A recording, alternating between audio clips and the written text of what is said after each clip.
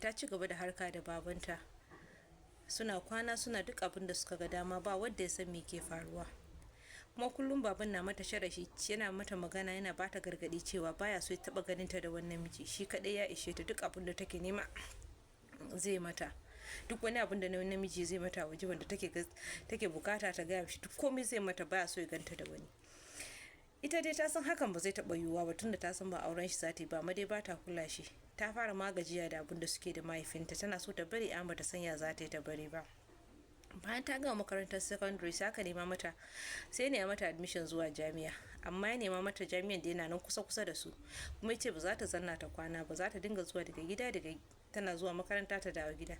Shi duk abin da yake yana kiyayewa ne, ba so ta nisance shi, dun ba so ta sadu da wani namiji bashin shi, kishi yake ji. Haka ta ci gaba da zuwa makaranta, a makaranta sai ta haɗu da wani, sai suka fara soyayya da shi ba tare da baban ya sani ba.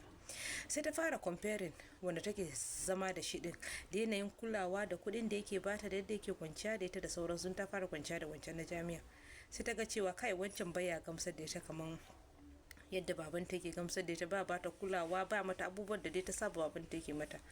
Sai ta rabu da shi. Ana nan ta ci gaba da rayuwarta, ta sake haduwa da wani.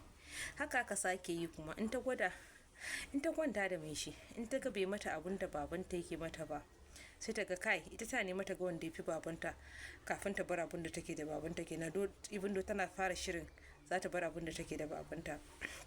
Haka nan bata samu wanda ya fi mata babanta din ba har yanzu, amma ta fara nuna baban cewa abin da suke fa gaskiya kamata su bari. Shi sa ma take nema ta samu wani saurayin ta waje su ci gaba da harkan su. Rana ɗayan da ya gane cewa tana ganin wuta da wani saurayi, haka zanna yayi ta faɗa ya mata kace ce bai sheta bane, ai duk abin da take nema, ai akwai abin da take so duk zai mata, ba so ya ganta da wani ɗa namiji, waye ya dinga faɗa. Ita dai bata kula shi ba. Ya ce wallahi in bata yanka ma zai hana ta zuwa makaranta, inda abun da take yi kenan. Ya ita faɗa ta kuma ta fara girma, ta fara samun yancin kanta, an bata damu ba ta mai damar magana.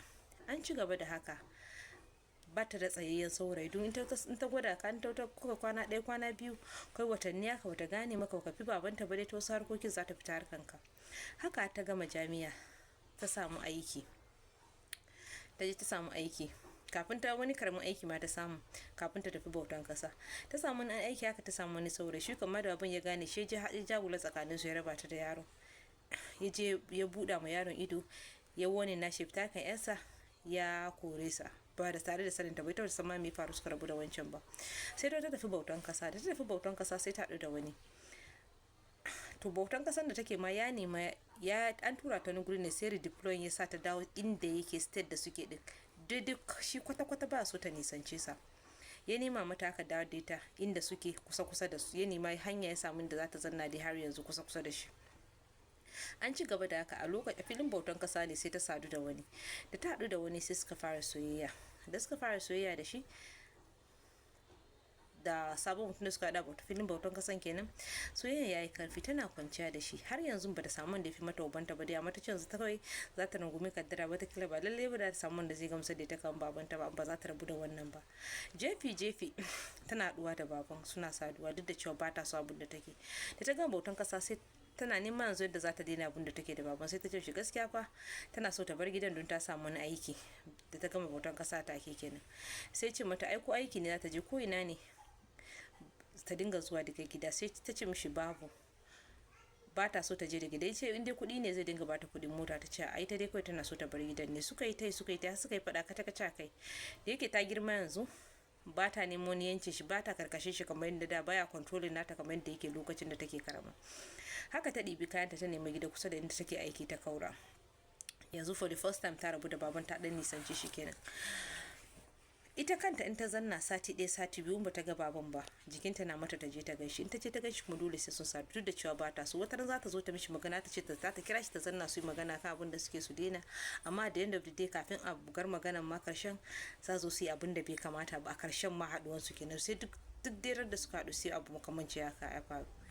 Sai ta rage zuwa gurinsa, ta ce za ta daina zuwa gurinsa, watakila abun zai daina, za ta rage zuwa gurinsa.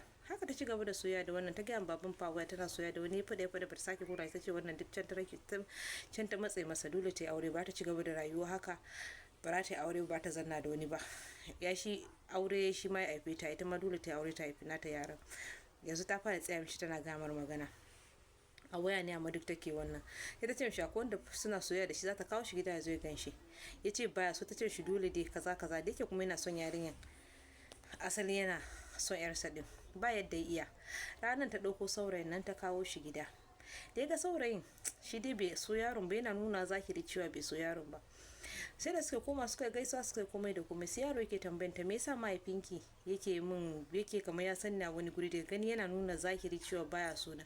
Sai ta ce a'a, yau dai ka same shi ba mood mai kyau bane, akwai abin da ya bata min rai ne, ba wai son ka ko kai bane. Yace kai, yana nuna daga yadda yake magana da wani abu da bacin rai da haushi, kamar dai kwata-kwata dai bai accepting dina ba. Sai ta ce a karka sa damuwan Allah da wannan ba zai zama matsala ba, zan san da zan shawo al'amarin abu, ran shi ne kawai ba shi ba, kaka damu ba da kai bane.